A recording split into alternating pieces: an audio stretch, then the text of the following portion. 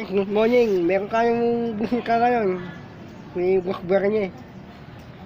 I-interviewin natin sa mga inang katanungan. Yung mga nangyayari ngayon. Ayan. Blackberry eh. Anong masasabi mo sa sa pagkaas ng bugas?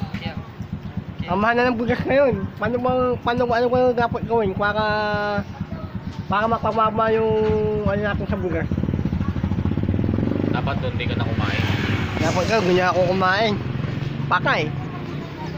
Baka rin. Ano dapat natin gawin para bumaba yung bugas? Ang mahal ng bunihin ngayon, pati gasolina, mahal.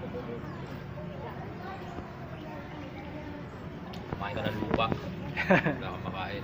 Kain ko yung lupa.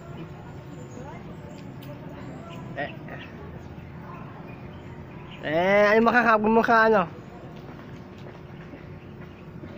sa